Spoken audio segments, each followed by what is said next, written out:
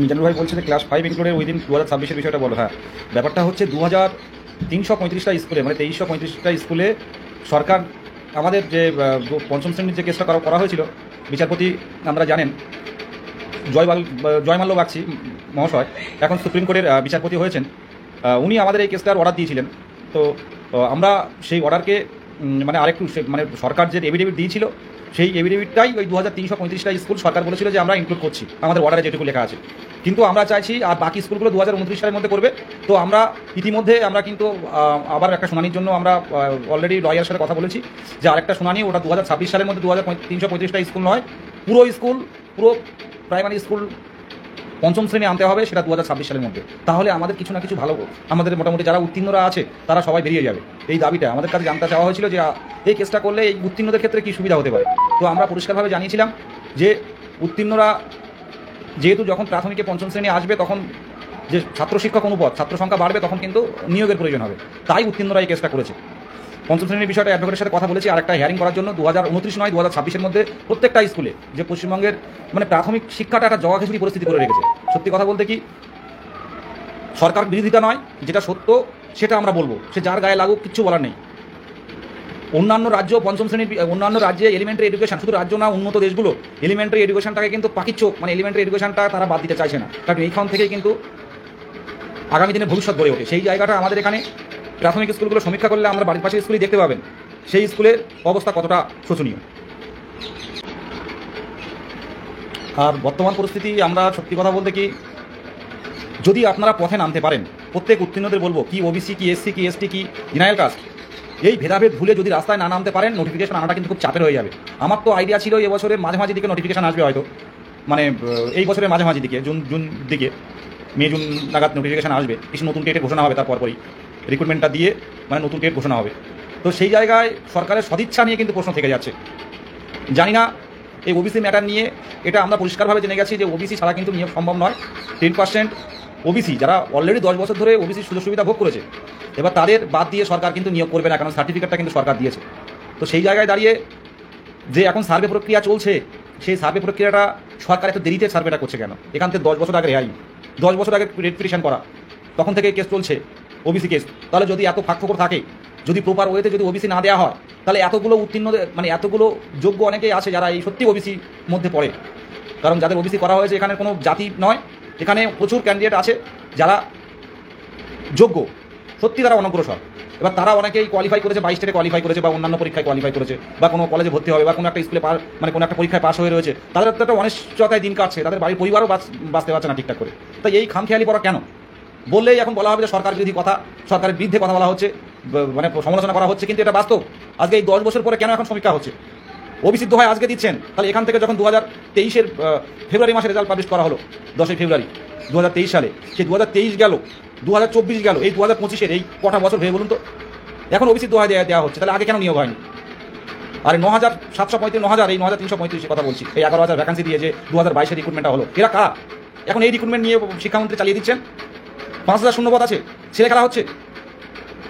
আমি একটা সংখ্যালঘু পরিবারের ছেলে, দীর্ঘদিন ধরে অপেক্ষায় দিন কাটিয়ে যাচ্ছে, হবে হবে হবে হবে হবে করে। এভাবে তো চলতে পারে না দিনের পর দিন। মন্দির মসজিদ নিয়েই সব কিছু হচ্ছে এখন বর্তমানে আমরা পরিস্থিতি দেখতে পাচ্ছি। কি রাজ্য কি দেশ, সেন্ট্রাল মন্দির মসজিদ ভাগাভাগি হচ্ছে, আর উন্নয়ন থমকে যাচ্ছে, মানুষের সার্বিক উন্নয়ন থমকে যাচ্ছে। এই 2009-এর নিয়োগ হচ্ছে, 2009-এর নিয়োগটা আমরা নিজে যারা পাচ্ছে চাকরি, আমরা আশেপাশে দেখুন তো, 2009-এর নিয়োগটা তারা কোনো টেট না, কোনো 150 নম্বরের টেট নেই, 30 নম্বরের পরীক্ষা ছিল। তারা কি সত্যি যোগ্য? কোর্টের প্যাচে পড়ে কোর্ট অর্ডার দিয়েছে, তার ভিত্তিতে নিয়োগ হচ্ছে।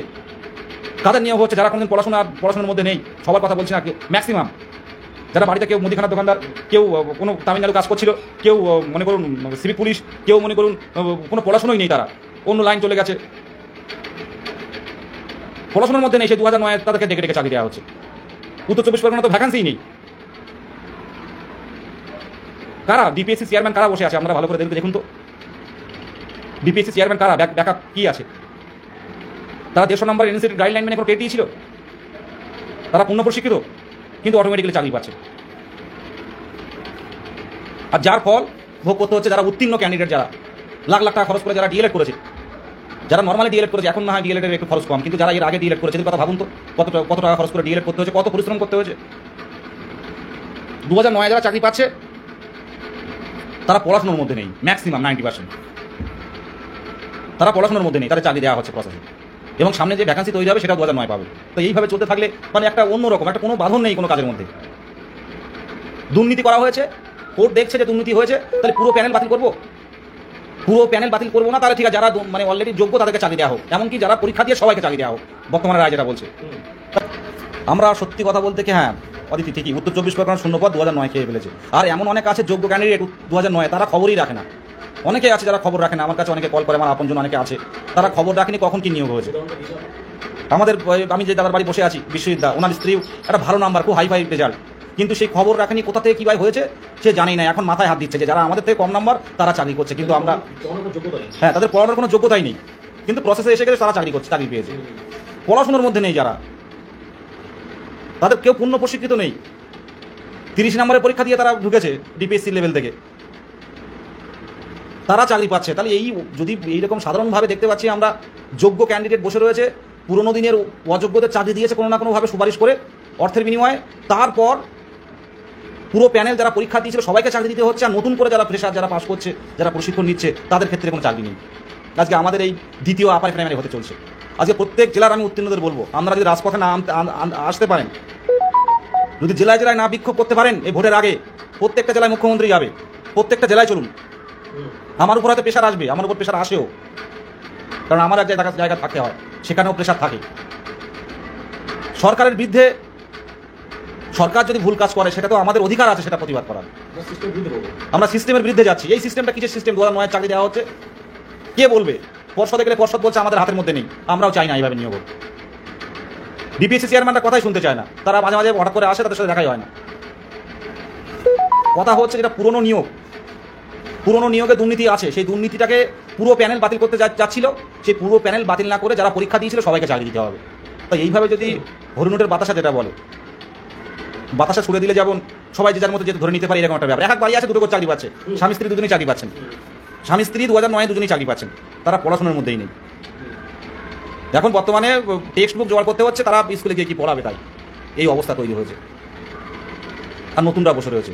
আপনারা যদি প্রতিরোধ না করে তুলতে পারেন, প্রত্যেকের উদ্দেশ্যে বলছি, যারা লাইভ দেখবেন, 40K 50K ভিউ হচ্ছে, কিন্তু এরা কারা আমি জানি না।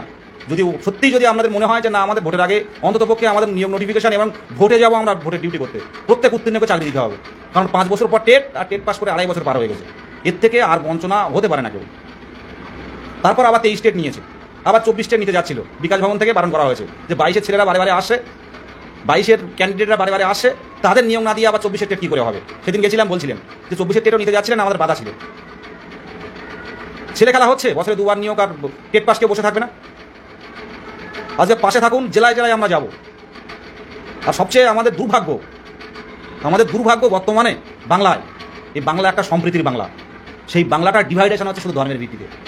আর সেটা সামনের দিনে এটা আমাদের কাছে খুব ভয়ঙ্কর একটা দিন আসতে চলেছে। আমি কোনো রাজনৈতিক দলকে বলছি না, আমি কোনো ব্যক্তিগতভাবে কোনো রাজনৈতিক দলের পক্ষে নয়, কোনো রাজনৈতিক দলের পক্ষে নয়। আমি অন্যায় যে করবে তাকে বলবো। আমি সব রকম পোস্ট করি, যদি সরকার ভালো কাজ করে, কোনো ভালো পদক্ষেপ নেয় সেটাও পোস্ট করি, বিরোধীরা কোনো যদি ভালো একটা আন্দোলন করে সেটাও পোস্ট করি। অনেকে হয়তো আমার টাইটেল দেখে হয়তো একটা সরকারের সঙ্গে লাগিয়ে দেয়, আমি এটা ভালো করে বলছি, বসে থাকতাম না, যদি সরকারি কোনো কাজ যুক্ত থাকতাম, বসে থাকতাম না। আজকে দেখুন তো, কলেজ বলুন, হাসপাতাল বলুন, আপনার বাড়ির যে পাশের অফিসটা বলুন, পঞ্চায়েত বলুন, এখন তো বর্তমানে ক্যাজুয়ালে লোক নেওয়া হচ্ছে, কন্ট্রাকচুয়াল। সেখানে তো অনেকে ঢুকছে ছাত্র শ্রেণী, সেখানেও তো ঢুকে যেতে পারতাম, সেটাও কিন্তু হয়নি কপালে। তাই লড়াইটা ফিরে যাওয়ার জায়গা নেই, শেষ পর্যন্ত লড়বো। তার জন্য যা করতে হয় সেটা করবো, ভয় নেই। জীবনের মূল্যবান সময়টা কিন্তু পেরিয়ে এসছি বা যাচ্ছে, এই হচ্ছে মূল্যবান সময়, সেগুলো অনিশ্চয়তায় যাচ্ছে। বয়স্ক বাবাকে এখনও কাজ করতে দেখতে হচ্ছে, বনে জঙ্গলে যাচ্ছে, এটাও দেখতে হচ্ছে। তাই রাজনীতি কোনো নেতা আমার বাবাও না, কোনো কাকাও না, তাই আমি রাজনীতির মধ্যে নেই। লড়াইটা করব অন্যায়ের বিরুদ্ধে, লড়াইটা করব বঞ্চনার বিরুদ্ধে, অধিকার ফিরিয়ে নেওয়ার লড়াই। নতুন টেটটা হলে, এখনও দেখলাম যে প্রশ্নভুল মামলায় অনেকে যাচ্ছে, এই নতুন টেটটা হলে গরিব মানুষগুলো কেউ ছুটতো না যে 2টো নাম্বার পেলে আমি পাস করবো, 5টা নাম্বার পেলে আমি পাস করবো। নতুন টেট হলেও কিন্তু এই সমস্যাগুলো তৈরি হতো না। তার টেটও হচ্ছে না, 2023-এর রেজাল্টও দেওয়া হচ্ছে না, নতুন নিয়োগও হচ্ছে না। আপার প্রাইমারি 8 বছর পরে ছোটো ছোটো করে কাউন্সিলিং করা হচ্ছে, SLST নেই। তাহলে শিক্ষা সমাজটা, আমি অন্যান্য দিকে হচ্ছে, লক্ষ্মীর ভাণ্ডার দেওয়া হচ্ছে, স্বাস্থ্যসাথী আছে, সবুজ সাথী আছে, সব ঠিক আছে, সব প্রকল্প ঠিক আছে, কিন্তু ধারাবাহিক নিয়োগটা যদি দেওয়া হয়, যারা উত্তীর্ণ, যারা হচ্ছে নিজেকে প্রমাণিত করেছে, সরকারি শিক্ষকের যোগ্যতা নির্ধারণ পরীক্ষায় যারা নিজেকে কোয়ালিফাই করেছে, তাদের নিয়োগটা দেওয়া হোক। এটা তো করতে হবে, এটা আমি 35,000 টাকা সবার মধ্যে বিলিয়ে দেবো, এই চিন্তা ভাবনাটা ত্যাগ করতে হবে। দেয়া হোক, অনুদান থাকুক, কিন্তু সাথে সাথে ধারাবাহিক নিয়োগটা হোক। আইনি জটিলতা আইনি জটিলতা আইনি জটিলতা আইনি জটিলতা কেন আসছে? কোনো না কোনো দুর্নীতি তো হয়েছে। 100-র মধ্যে 2জন সুপারিশ হতে পারে, কিন্তু 100-র মধ্যে যখন 8জন সুপারিশে হয় তখন তো সমস্যা তৈরি হবে। এখন তো কোর্টে আপনি যা কেস দেখবেন, 100 কেস থাকলে তার মধ্যে দেখবেন 40টা কেস হচ্ছে আপনার প্রাইমারি রিলেটেড। 2014 সালের পর থেকে এই কেসগুলো বেড়েছে। 10, 15 না 20 বছর ধরে এই ওএমআর গুছিয়ে রাখার কথা, সেটা ওএমআর পুড়িয়ে দেওয়া হচ্ছে। এটা বললে সরকার বিরোধী নয়, এটা কিছু মানুষ করেছে। কেউ যদি মনে করে সরকার বিরোধী কথা, আমার কিছু বলার নেই। যোগ্যতার ভিত্তিতে চাকরি হোক। আজ যে ছেলেটা টাকার বিনিময়ে চাকরি পেচ্ছে, যোগ্য না, সেই ছেলেটাকে বাঁচাতে কোর্টে ছুটে যাওয়া হচ্ছে। আর যোগ্য ছেলেরা কলকাতার রাজপথে আন্দোলন করা হচ্ছে। থোড়াই কে আর কার আন্দোলন কে দেখে? তো লড়াইটা এবার প্রতিরোধের লড়াই হবে। উচ্চ মাধ্যমিক পরীক্ষা শেষ, খুব দ্রুত প্রত্যেকটা জেলায় জেলায় আন্দোলন চলবে এবং এই আন্দোলনটা প্রতিরোধের আন্দোলন চলবে। পুলিশ অ্যারেস্ট করবো, করুক, কোথায় নিয়ে যাবে যাক, কোর্টে নিয়ে যায় যাক। পুলিশ তো শাস্তি দিতে পারে না, কোর্ট বুঝুক যে 2017 টেট উত্তীর্ণ, 2017 টেট শেষ নিয়োগ, 2017 টেট থেকে শেষ নিয়োগ হয়েছে, 2017 টেটের নোটিফিকেশন থেকে শেষ নিয়োগ হয়েছে। তারপর থেকে যে ডিএলএড পাস করাগুলো বেরিয়েছে, তারা এসে পরীক্ষা দিল 22 ডিসেম্বর মাসে। ফুটেজে বলা হচ্ছে 2023 এই 2022 যারা কোয়ালিফাই করেছে, কোনো টেট পাস কেউ বসে থাকবে না, বছরে 2বার নিয়োগ হবে, কোনো টেট পাস বসে থাকবে না। আর এখন বলা হচ্ছে এটা সূচক, একটা সূচক মাত্র, টেট একটা সূচক মাত্র। আমরা তারা টেট কোয়ালিফাই না, তাদের চাকরি দিন। টেট একটা সূচক, হয়তো কথার কথা টেট সূচক এটা মানছি, কিন্তু টেট পাস ছাড়া কিন্তু নিয়োগে অংশগ্রহণ করা যায় না। এটা হচ্ছে মেন জায়গা। টেট কোয়ালিফাই করা মানে, টেট হচ্ছে টিচার এলিজিবিলিটি টেস্ট। এই টেস্ট কোয়ালিফাই করা মানে আপনি শিক্ষকতার যোগ্যতাটা অর্জন করেছেন। এবার আপনি যে কোনো জায়গায় পড়ানোর মতো আপনার যোগ্যতা আছে। আর তারপরে আছে মাধ্যমিকে এত নাম্বার, উচ্চ মাধ্যমিকে এত নাম্বার, ডিএলএডে এত নাম্বার। এগুলো জাস্ট প্রসেস, মানে মেরিট আনার জন্য। যদি টোটালটাই ভ্যাকান্সি দেওয়া হয়, মনে করুন 10,000 টেট পাস আছে, ভালো করে বুঝুন, 10,000 10,000 ভ্যাকান্সি আছে, আর মনে করো 9,000 টেট পাস আছে, তাহলে এখানে তো আপনার ম্যারিটের কোনো প্রয়োজন হচ্ছে না, প্রত্যেকে চাকরি পাবে। যেটা 2014 সালে টেটে হয়েছিল, যেটা 2017 কিছুটা হয়েছে। 2014 ট্রেন মানে চাকরি, যারা টেট কোয়ালিফাই করেছিল। আর এই সূচক কেন বলা হচ্ছে? কারণ বলো টেট পাস একটা সূচক, উচ্চ মাধ্যমিকে এই নাম্বার, মাধ্যমিকে এই নাম্বার, এক্সট্রা কারিকুলাম এই নাম্বার, এবং আপনার হচ্ছে ডিএলএড প্রশিক্ষণে এই নাম্বার। এটা জাস্ট মেরিট তৈরি করার জন্য এই নাম্বারগুলো। যদি ভ্যাকান্সির তুলনায় টেট পাস বেশি থাকে, সেই ক্ষেত্রে এইগুলো দেখা হয়। যদি ভ্যাকান্সির তুলনায় টেট পাস কম থাকে, এগুলোর সেই প্রয়োজন হয় না। শুধুমাত্র সিরিয়ালি কার কোথায় পোস্টিং করবে তার ভিত্তিতে তৈরি হয় এগুলো। গুরুত্বপূর্ণ হচ্ছে টেট পাস করা। টেট পাস করলে প্রসেসে ঢুকবেন আপনি। আমরা এই টেট পাস করেছি, টেট পাস করা মানেই কিছু কিছু জায়গায় চাকরি। বিহারে তো হচ্ছে, বলুন তো। আজকে আমি শুনছিলাম একজন বিহারে চাকরি পেয়েছে, বিহারে চাকরি পেয়েছে। অনেক আমাদের মেয়েরা আছে বিহারে চাকরি পাচ্ছে, আমার অনেক বান্ধবীরা রয়েছে বিহারে চাকরি করছে, বিহারে অনেক বন্ধু বান্ধবী বিহারে চাকরি করছে। সাথে সাথে পজিটিভ এটাও বলবো, 2017 সালে অনেক চাকরি পেয়েছে যারা ন্যায্য, তারা কোনো সুপারিশ ছাড়াই অনেক ক্যান্ডিডেট কিন্তু চাকরি পেয়েছে, এটা মানতে হবে। 2017 সালে আমি আবারও বলছি, আমার কথা যেটা 2010-এ যখন এই সমস্যাটা দেখা হলো, কলকাতা হাইকোর্টে 2010-এর ওবিসি নিয়ে কলকাতা হাইকোর্টে রিট পিটিশন দেওয়া হলো। আমাদের প্রত্যেকের কাছে যারা পার্টি থাকে, ওয়েস্ট বেঙ্গল গভর্নমেন্ট বলুন, বিসিডব্লিউ বলুন, যারা পার্টি থাকে তাদের কাছে একটা করে কপি পাঠানো হয়। সার্ভিসিং একে বলে, প্রত্যেকটা জায়গায় কপি পাঠানো হয় দপ্তরে, বিভিন্ন জায়গায়, এবং কি সেন্ট্রাল বিভিন্ন পার্টি করা হয়, 10-12 জন যে পার্টি করবেন।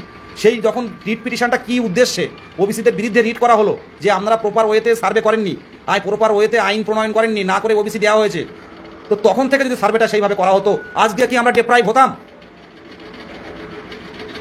আজকে এইসব অনিশ্চয়তায় দিন গুনতে হতো? আজকে আহাকার করতে হতো? স্কুলে কলেজে ভর্তি হতে পারছে না ওবিসি সার্টিফিকেটের জন্য, হাসপাতালে নিয়ম নেই ওবিসি সার্টিফিকেটের জন্য, প্রাথমিক শিক্ষক নিয়ম নেই ওবিসি সার্টিফিকেটের জন্য, কলেজ নিয়ম নেই ওবিসি সার্টিফিকেটের জন্য। 10% যারা ওবিসি, অরিজিনালি অনগ্রসর, তাদের বাড়িতে গেলে বোঝা যায় তাদের অবস্থা। 10 বছর ওবিসি সার্টিফিকেটের ভোগ করলো, পুরো 10 বছর পরে গিয়ে আজকে তারা ইনভ্যালিড। খেলা হচ্ছে এগুলো। কোর্ট প্রশ্ন তুলেছে, তাহলে কোর্টের সাপোর্ট, মানে কোর্ট যেটা চেয়েছে সেটা করা হোক, প্রপার ওয়েতে সার্ভে করে রাজ্যসভা থেকে আপনার করে নেওয়া হোক, ওটা আইন প্রণয়ন করা হোক। 10 বছর ওবিসি সুযোগ সুবিধা ভোগ করে আজকে ওবিসি ইনভ্যালিড। আর এটা নিয়ে রাজনৈতিক রং আরও ভালো করে হচ্ছে। যোগ্যরা পাক, যারা অনগ্রসর তারা পাক, কিন্তু যারা আর্থিক অবস্থা ভালো তাদের ওবিসির আওতায় আনা ঠিক না, সেটাও দেখতে হবে সাথে সাথে। দেখুন, আমরা শিক্ষকের পেশায় গেছি, আমি প্রত্যেক শিক্ষককে বলবো, 70 জন লাইভে আছে, আরও লাইভ দেখবে, এই লাইভটা পরে দেখবে, প্রত্যেকেই বলবো, বর্তমান যে পরিস্থিতি, এই যে ধর্মে ধর্মে বিভেদ, এটা আমাদের কিন্তু এই শিক্ষক সমাজটাকে কিন্তু এগিয়ে আসতে হবে। আমাদের শিক্ষক সমাজ সোশ্যাল মিডিয়াতে কাজে লাগাতে হবে, সম্প্রীতির বার্তা নিয়ে আসতে হবে। তা না হলে কিন্তু এই মেরুকরণ তৈরি হবে, আর মেরুকরণের মাধ্যমে কিন্তু উন্নয়নটা থমকে থাকবে। এক শ্রেণীর মানুষ নিজের ক্ষমতা লাভের জন্য এগুলো করছে, নিজের ক্ষমতা লাভের জন্য এই মেরুকরণ।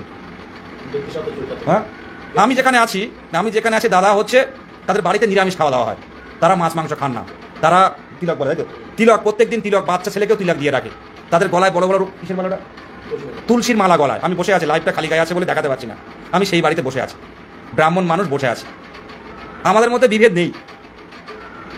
এই বসে আছে এখানে, পুকুরে মাছ ধরবে তাই বসে আছি, পুকুরে মাছ হয়েছে, এই নিম পাতা দিলে আবার দেখো অনেকে লাইভে পরে এসে এই দাদা বলো নিম পাতা নিয়ে যায়, নিম পাতাটা উপকার আছে ভালো, এই নিম পাতা নিম ফুল এটা উপকার আছে, গরমের সময় বেগুন টেগুন দিয়ে খাবি, এই এটা ভালোবাসা।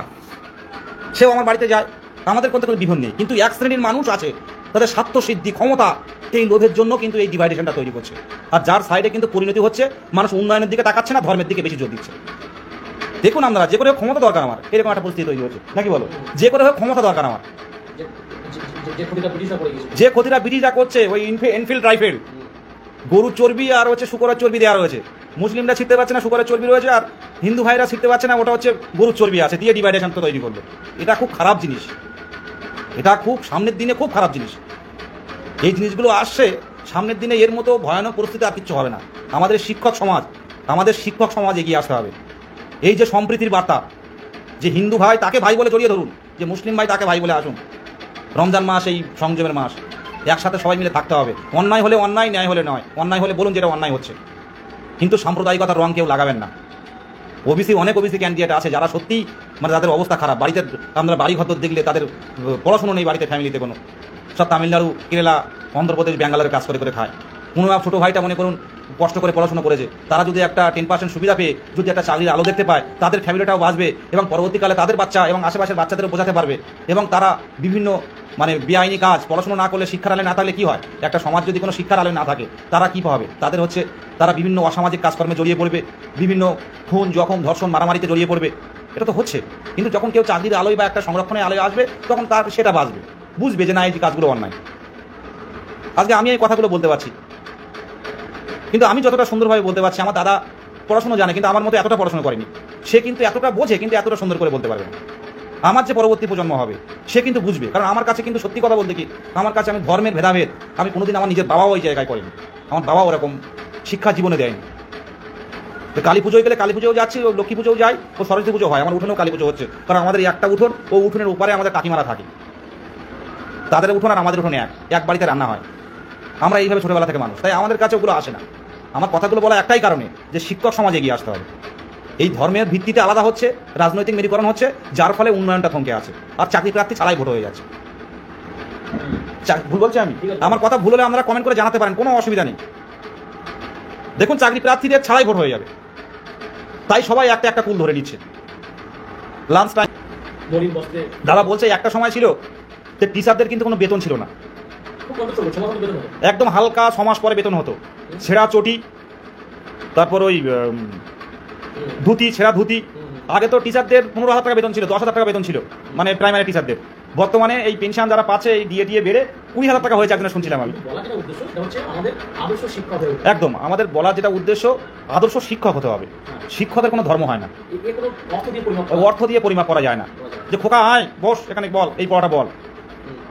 তাই বলবো প্রত্যেকটা জেলায় জেলায় আমরা সংঘবদ্ধ থাকুন, জেলা গ্রুপগুলো রাখুন।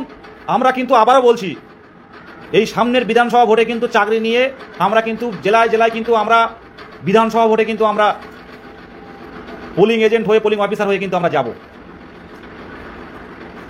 সরকারের সুযোগ দিয়েছি, আলোচনা হবে, আর আমাদের বিষয়টা ভাবতে হবে।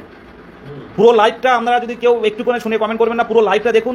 বিধানসভা ভোটে আমরা যাব, আমাদের নিয়োগ দিতে হবে। আর এবারে সত্যি কথা বলতে কি 2,000 20,000 না, এবারে যা টেট পাস আছে আমি চেষ্টা করছি, আমরা চেষ্টা করছি অন্তত পক্ষে যদি ফর্ম ফিল আপ করে রাখা যায়, চেষ্টা করা হচ্ছে অন্তত পক্ষে যদি ফর্ম ফিল আপ করে রাখা যায়। এই ওবিসি সমীক্ষা বলো যেমন হচ্ছে হোক, কিন্তু অন্তত পক্ষে সমীক্ষা করা হোক, পূর্ণ প্রশিক্ষিত ডিএলএড কতজন রয়েছে, সেই সমীক্ষা করে যে ভিত্তি তৈরি হবে, কতজন টেট পাস, কতজন ডিএলএড পূর্ণ প্রশিক্ষিত আছে, তার উপর ভিত্তি করে আমরা কিন্তু এইবার নিয়োগ হবে, মানে নিয়োগটা দেওয়া হবে সেই শূন্য পদে। নাহলে প্রতিরোধ গড়ে তুলুন। আমি বলছি শুনুন, গণতান্ত্রিক পদ্ধতিতে সিস্টেম আছে, প্রত্যেকটা জেলায় জেলায় প্রতিরোধ তৈরি হবে, জেলায় জেলায় প্রতিরোধ তৈরি হবে। ছাত্র আন্দোলন কাকে বলে সেটা দেখানো হবে। আমি থাকি আর না থাকি, লড়াইয়ে হয়তো হারিয়ে গেলাম, কিন্তু বলছি ভালো করে, প্রত্যেকের বাবা মা কষ্টে রয়েছে, এই ডিএলএড যখন প্রশিক্ষণ হয় গ্রাম অঞ্চলের মানুষ ভাবে এ বোধহয় চাকরি পেয়ে গেছে। আমরা সেইভাবে ডিএলএড করেছি। আগে দেখতাম ভোটের আগে গ্রুপ ডি নিয়োগ হতো 30,000 40,000, প্রথম দিকে 2010 সাল নাগাদ কিন্তু নিয়োগ হয়েছে একটা। কিন্তু আমরা যারা ভেবেছিলাম যে ধারাবাহিক নিয়োগটা হবে তারাই কিন্তু বসে আছি। যারা ভেবেছিলাম এই নিয়োগটা বোধহয় ধারাবাহিক হবে, একটু ক্যাজুয়াল ছিলাম প্রথম দিকে, তারা কিন্তু আমরা ফেসে গেছে। সেই সময় কিন্তু হুড়িয়ে চাকরি হয়েছে, আর হুড়িয়ে অযোগ্যরাও ঢুকেছে। সেই অযোগ্যদের ঢোকার সমস্যা এখন আইনি জটিলতা। যারা কথা বলছে এই যে বলুন তো, এই যে প্রাথমিক তদন্ত, প্রাথমিক দুর্নীতি, এটা শেষ কবে? ভোটের আগে আসলে শুরু হচ্ছে তদন্ত। আমি পশ্চিমবঙ্গ তথা ভারতবর্ষের নাগরিক, আমার জানার অধিকার রয়েছে এই প্রাথমিক দুর্নীতি তদন্তটা শেষ কবে। এ শেষ কবে? এ তো একদম সিরিয়ালের মতো চলছে, বাংলা সিরিয়ালের মতো চলে যাচ্ছে। একটা ভোট আসছে বা একটা সময় আসছে, একটা ঝলক দেওয়া হচ্ছে। আমরা হেভি সুন্দর দেখছি ইউটিউবে, হেভি দেখছি আমরা সোশ্যাল মিডিয়াতে, খুব সুন্দর লাগছে। কিন্তু যারা সত্যিকারের দুর্নীতি করেছে তাদেরকে কবে শাস্তি হবে? এই তদন্ত ইডি বলুন সিবিআই বলুন কবে শেষ করবে? কবে শেষ হবে দুর্নীতি? এই দুর্নীতি যেটা হয়েছে আমরা কাগজে পড়ছি, টিভিতে দেখছি, কিন্তু এ শেষ কবে? কেউ তো বলতে পারছে না শেষ কবে। তাহলে মানুষ তো পরবর্তীকালে আবার দুর্নীতি করে যাবে, কারণ দেখতে পাচ্ছে যে তদন্তই শেষ নেই কোনো। 2014 তদন্ত এখন চলে যাচ্ছে। 2009-এর চাকরি, সেই 2009 সাল কবে? এখন 9-এর চাকরি এখন হচ্ছে। পুরো টায়ার্ড হয়ে যাচ্ছে একদম। শাহিন আব্বাস ভাই বলছে বর্তমানে আমাদের সবাইকে মানবিকতা ধর্মে ফিরে আসতে হবে, তবেই সার্বিক একদম উন্নয়ন নিয়ে প্রশ্ন তোলা হোক। আজকে কেউ উন্নয়ন নিয়ে বলছে? উন্নয়ন নিয়ে প্রশ্ন তোলা হোক মসজিদ হোক মন্দির, কিন্তু তার পাশাপাশি আগে অন্য স্কুলগুলো ঠিক হোক। বর্তমানে শ্রেণী শিক্ষক অনুপাত যদি ঠিক করা হয়, অনেক ভ্যাকান্সি আছে। আমি বারবার শিক্ষামন্ত্রী বলুন, সভাপতি বলুন, বারবার একটাই কথা বলে এসেছি যে স্যার কোনো আন্দোলন হবে না, কোনো লড়াই হবে না, এই 2022 স্টেট উত্তীর্ণ যারা আছে এদেরকে চাকরি দেওয়া হোক। এরা যারা আছে স্কুলে পাঠান, এদের যারা আছে স্কুলে পাঠান। আমাদের খুব সমস্যা, কিচ্ছু দরকার নেই, অন্তত স্কুলে পাঠান। 2 মাস পরে বেতন দিন, কোনো চাপ নেই, কিন্তু স্কুলে পাঠান। কারণ অনেক বয়স পেরিয়ে যাওয়া ক্যান্ডিডেট অনেকে তো পেরিয়ে গেছে। আর দেখবেন এই আমাদের নোটিফিকেশন আসার পর দেখবেন কত ভরি ভরি আবার কেস হবে। তবে পোস্টভুল মামলা নিয়ে কোনো নিয়োগ আটকাবে না, এটা পরিষ্কারভাবে এটা জানাচ্ছি। ওবিসি নেক্সট হিয়ারিং জুলাই মাস।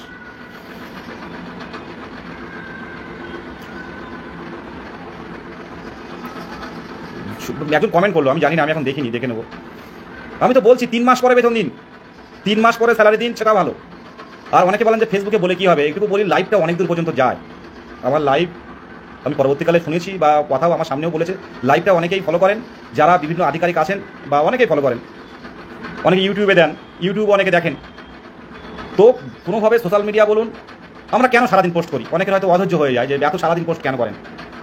কেন যে করি, আমাদের সাথে অনেক মানুষ আছেন যারা দেখেন যে সত্যি যোগ্য, তারা অনেকে শাসক শ্রেণীর অনেকে আছেন যারা ভালো ভালো পদে আছেন, তারাও বলে যে সত্যি আমাদের দেখে খারাপ লাগে।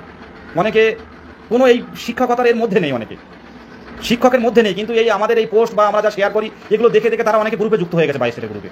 তারা বলে খুব খারাপ লাগে। প্রত্যেকদিন আমাদের এই যে লড়াই, আমরা সোশ্যাল মিডিয়াতেও বিভিন্ন কিছু শেয়ার করে দেখান মুখ্যমন্ত্রীর দৃষ্টি আকর্ষণ করতে, জানি না দিদির কবে এই নিয়ে চিন্তা ভাবনাটা করবেন। যাই হোক, আপনারা ভালো থাকবেন। ভালো থাকার কথা আলাদা করে বলতে পারছি না, তবে আমরা বসে থাকবো না। ওবিসি জুলাই যাক, অক্টোবর যাক, জুলাই, আগস্ট, সেপ্টেম্বর, যখনই যাক না কেন, আমরা চাইছি এখন অন্তত কিছু প্রসেস শুরু করা হোক। অন্তত সুপ্রিম কোর্টের রায় বা পরবর্তীকালে যে সরকার সিদ্ধান্ত নেবে সেই মোতাবেকেও যদি কোনোভাবে নোটিফিকেশান শুরু করা যায়, ওবিসিদের যারা অলরেডি ডিপ্রাইভ হয়ে আছে, সেই ওবিসিদের যে কোনো উপায়ে পরবর্তীকালে সরকার তাদের সার্টিফিকেট প্রদান করে তখন দরকার হয় ফাইনাল মেরিট লিস্ট বের করা হবে, কিন্তু অন্তত প্রসেস শুরু করা হোক, আমাদের দাবি। এই দাবি থাকবে, এবং কতজন টেট পাস ডিএলএড আছে এটার জন্য একটা নতুন পোর্টাল খুলতে হবে। এই দাবিগুলো নিয়ে আমরা মুখ্যমন্ত্রী যেখানে যাচ্ছেন সেখানে যাব, পরিষ্কারভাবে বলছি, আগে থেকে বলে দিচ্ছি। আমরা বাংলার যুব, বাংলার তরুণ, বাংলার হবু শিক্ষক, বাংলার সমাজ গড়ার কারিগর, আমরা চাকরি পাচ্ছি মানে এটা দেখুন আমাদের স্বার্থ না, এটা হাজার হাজার শিক্ষার্থীদের ভবিষ্যৎ লুকিয়ে আছে আমাদের মধ্যে। হাজার হাজার শিক্ষার্থীদের, পশ্চিমবঙ্গের শিক্ষার্থীদের ভবিষ্যৎ লুকিয়ে আছে আমাদের উপরে। প্রশিক্ষণ এবং কোয়ালিফাই আমরা 2 বছরে 24 মাসের প্রশিক্ষণ প্রাপ্ত। প্রত্যেককে এখন যদি বলা হয় এই ডেমোটা দিয়ে দেখান, প্রত্যেকে ডেমো দিয়ে দেবে। প্রত্যেককে যে বলা হয় যে 45 মিনিট ক্লাস করুন, প্রত্যেকে 45 মিনিট বুঝিয়ে দেবেন। আর যারা এই লড়াই করে, যারা এই পূর্ণ প্রশিক্ষণ করে, আমরা অন্য রাজ্য থেকে কিন্তু আমরা ডিএলএড পাস করে আসিনি। আমরা এই রাজ্যের বাংলার মানে একটা সার্টিফিকেট পেতে গেলে যথেষ্ট কষ্ট করতে হয়েছে। আমরা সবাই পাবো, আমরা সবাই স্কুলে গিয়ে পড়াতে পারবো, প্রত্যেকেরই যোগ্যতা আছে। আর যদি কেউ বলে যে 22-এর কোশ্চেন সহজ ছিল, তাহলে 22-এর কোশ্চেন সহজ থাকলে তাহলে এত কম সংখ্যক টেট কোয়ালিফাই হলো কেন বলুন তো? এই হাজার হাজার প্রশ্নমূল মামলা যাচ্ছে, এটা কারা? অনেকে তো ভালো ছেলে মেয়ের মধ্যে আছে। 22-এর টেটটা সোজা ছিল না, 22-এর টেটটা খুব সোজা। আমরা যেটা বলছেন 23-এর কোশ্চেন সোজা, এই 23-এর কোশ্চেন খুব হার্ড, আর 22-এর সোজা ছিল। 22-এর টেট কিন্তু খুব সোজা ছিল না। সবাই পড়াশোনা করেছে, কারণ 2017 টেটের পর এই দীর্ঘ 5 বছর টেট হয়নি। আর 2017-তে যারা পাস করতে পারেনি কোনো না কোনো কারণে, তারা ভীষণ পড়াশোনা করেছে। তারা ভীষণ রাজ্যকে তারা প্রত্যেক দিন একটা করে মক টেস্ট দিয়ে, মানে 150 নম্বরের মক টেস্ট দিয়ে তারা 2 ঘন্টা 2.5 ঘন্টা করে মক টেস্ট দিত, দিয়ে এই 2022-এ টেট কোয়ালিফাই করেছে। একদম সোজা না। আর যারা আন্দাজে কোনো কারণে মেয়ের ব্যাপারটা আলাদা, অনেকেও আছে খুব কম পড়াশোনা করে লাকলি হয়ে গেছে, কারণ 10 কন্টেন্ট 10 চাইল্ড সাইকোলজি পেডাগজি হয়ে গেছে। কিন্তু সবাই কি পাস করেছে বলুন তো? কত লক্ষ বসেছিল 2022-এর থেকে, আর কত লক্ষ পাস করেছে বলুন তো? এখন তো 52,000-এর কম পড়ে আছে, তাও বাচ্চা দিয়ে অত থাকবে না। তাহলে কি খুব সোজা ছিল 22-এর প্রশ্ন? দুটো নিয়োগে সবার বের করতে গেলে হবে না, প্রত্যেকের সকলকে নিয়োগ দেওয়ার দাবি রাখতে হবে, সকলকে নিয়োগ দিতে হবে। কারণ যেহেতু দীর্ঘদিন অপেক্ষায় আছে, এই দাবি আমাদের বহাল থাকতে হবে। 3 মাস পরে বেতন দিকে আমাদের কোনো চাপ নেই, কিন্তু সবাইকে স্কুলে পাঠাতে হবে। আমরা তো বিশাল কিছু চাইনি, আমরা ক্ষমতা চাইনি, আমরা চেয়েছি একটা প্রাথমিক শিক্ষক বাচ্চাদের পড়াবো। এই লাইফ তো জীবন তো একটাই, এই জীবন তো চোখ বন্ধ করলে হয়ে গেল। তাই জীবনের এই আমাদের এই যে যোগ্য চাওয়া, যোগ্য অধিকার, এটা থেকে তো বঞ্চিত করলে হবে না। আজকে অনেক আছে, অনেকে দেখছে, অনেকে লাইভ দেখেন শেষ পর্যন্ত, এতক্ষণ লাইভ করে। এদের স্বপ্ন তো একটাই, দীর্ঘদিনই অপেক্ষায়। এদের তো বঞ্চিত করা যাবে না কোনোভাবে। শুনুন, উনি যখন ভেবেছেন ওবিসি না মিললে কোনো নিয়োগ দেবেন না, শুরু করতে হবে প্রসেস। আজকে কেন সার্ভে করা হচ্ছে? সার্ভেটা এখান থেকে 2010 সালে হয়নি কেন? 10 বছর একটা ওবিসি সার্টিফিকেট হাতে করে নিয়ে আজকে ইনভ্যালিড, আজকে সার্ভে হচ্ছে, আমাদের নিয়ে ছেলে খেলা হচ্ছে। একটা নির্বাচিত সরকার, ভাববেন, আমাদের ভোটের মাধ্যমে, আমাদের ভোট পদ্ধতির মাধ্যমে ভোট দান করেছে, তার পরিপ্রেক্ষিতে সরকার তৈরি হয়েছে। আমাদের বলার অধিকার আছে। 22-এর, হ্যাঁ ম্যাডাম, রবি গোস্বামী ম্যাডাম ঠিক বলেছেন, অনেক কষ্ট করে 2022-এর। অনেকে ভাবছে সোজা কোশ্চেন ছিল, কিন্তু না, সোজা কোশ্চেন থাকলে সবাই পাস করতো, সোজা কোশ্চেন ছিল না। আমি এই বাড়িতে বসে আছি, বাড়ির দিদি হচ্ছে কত নাম্বার 2 নাম্বার বৌদি কত নাম্বারের জন্য হয়নি, 4 নাম্বারের জন্য পাস করতে পারিনি। কিন্তু খুব মেধা, খুব ম্যাথ খুব ভালো পারেন, ম্যাথ জিকে জিআই খুব পড়াশোনা ভালো করেন, কিন্তু 4 নাম্বারের জন্য কোয়ালিফাই করতে পারিনি। কিন্তু যোগ্য বলতে পারবেন, দেখলে পড়াশোনায় খুব ভালো, কোনো না কোনোভাবে টাইম ম্যানেজমেন্ট করতে পারিনি, ফেল হয়ে গেছে। হ্যাঁ, একই সময় ডিএ পাস করতে পারেনি। তো এটাকে খুব সোজা ছিল বলুন? অনেকে সোজা নয়, যারা পড়েছে তারা, যারা পড়েছে না ওটা বলা ভুল হবে, যারা টাইমটা ঠিকঠাক করে উত্তর দিতে পেরেছেন তারা কিন্তু কোয়ালিফাই করে গেছে। আর যারা একটু বাড়িতে প্র্যাকটিস বেশি, অনেকে ভালো প্র্যাকটিস করেও কিন্তু অনেকে কোয়ালিফাই করতে পারেনি। তাই যে 82 পাচ্ছে তারও যোগ্যতা আছে, আর যে 81 পেয়েছে তারও যোগ্যতা নেই তা নয়, টাইমটা ঠিকঠাক করতে পারিনি, টাইম ম্যানেজমেন্ট করতে পারিনি, সেই কারণের জন্য নাম্বারটা কম এসছে, কোয়ালিফাই করতে পারিনি অনেকে। তবে কোয়ালিফাই করাটা কিন্তু খুব সোজা ছিল না। যারা অনেকে ভাবছেন আমরা পড়াশোনা করেছেন, যারা পাস করেছেন, আর যারা অনেকেই পড়াশোনা করেও পাস করতে পারেনি, তারা হচ্ছে টাইম ম্যানেজমেন্টটা ঠিকঠাক করতে পারেনি। অনেকে আছে ইংলিশ হাত দেয়নি বা ম্যাথ হাত দেয়নি, সব সি কিংবা ডি গোল করে দিয়ে চলে এসে এই সমস্যাটা তৈরি হয়েছে। সাইকোলজিটা এমনই পড়েছে আমাদের 2022 টেটের, দেখবেন যারা ডাইরেক্ট কোনো কথা কিছু না ভেবে প্রথমে গোল করে দিয়ে গেছে, তারা কিন্তু অনেক নাম্বার পেয়েছে সাইকোলজিতে, চাইল্ড সাইকোলজি সিডিপি। কিন্তু যারা একটু ভেবে করতে গেছে তাদের কিন্তু প্রায় 45 মিনিট মতো টাইম লেগে গেছে, 45-50 মিনিট। আর যারা 1 ঘন্টা লাগিয়ে ফেলেছে তারা অন্যদিকে সময় পায়নি, তাড়াহুড়ো করে করতে গেছে, জানা জিনিস ভুল করে দিয়ে চলে এসে। এটাই তো পরীক্ষা। তাই বলবো, পরীক্ষাটা 2022 টেটটাকে একদম সোজা কেউ ভাববেন না, একদম সোজা ছিল না। একদম যেখানে মুখ্যমন্ত্রী আছেন সেইখানে আমরা যাব, কি করবে আমাদের? হ্যাঁ, ওবিসি 3 মাস পর ডেট, যেটা বললাম, আমি তো আগেই বললাম বিষয়টা। ওবিসি 3 মাস পর ডেট যদি হয়, তো আমাদের অন্তত এখন অন্তত ফর্ম ফিল আপ করে রাখা হোক, এটা তো রাখতে কোনো সমস্যা নেই।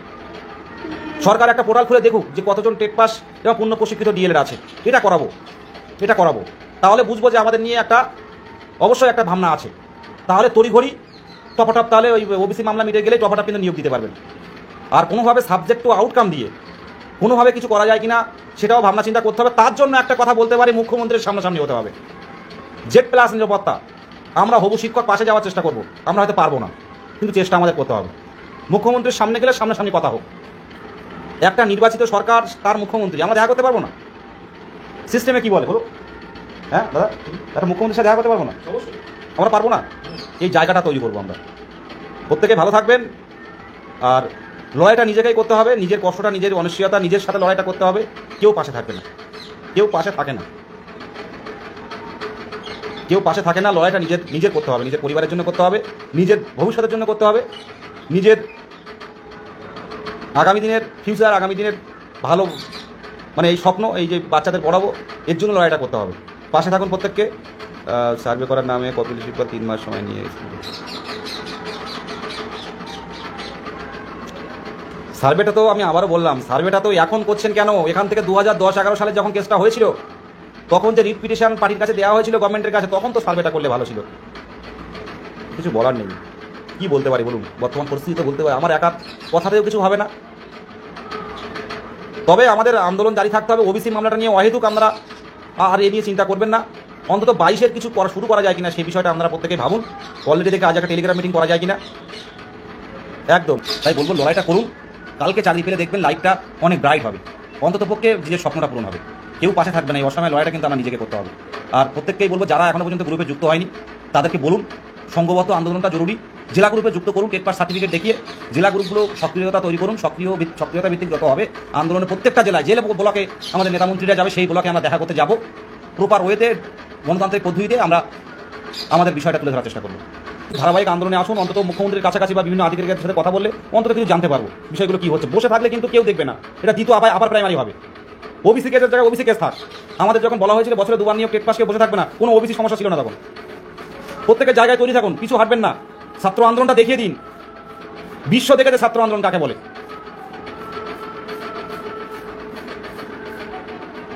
ওবিসি মামলা না মিললে নিয়োগ হবে না, সরকার সাবজেক্ট আউটকাম দিয়ে তৈরি করুক যে ওবিসি মামলা তৈরি হোক, তারপরে আমরা এখন প্রসেস শুরু করছি, ওবিসি মামলা সার্ভে প্রক্রিয়া শেষ হবে, তার ভিত্তিতে কিন্তু আমরা নিয়োগ দেবো।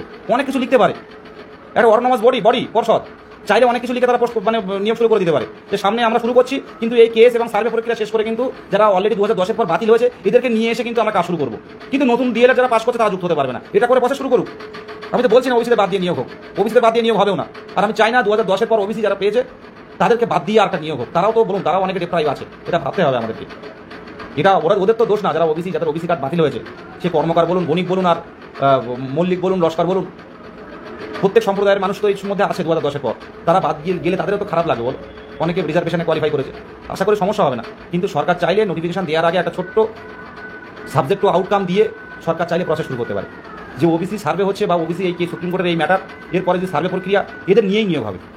আমাদের নতুন টেট যত ডিএলএড আসে এরা যুক্ত হতে পারবে না। এইরকম করলে তো কিছুটা কম্পিটিশন কমবে, আমরা পড়াশোনাও করতে পারবো মোটামুটিভাবে।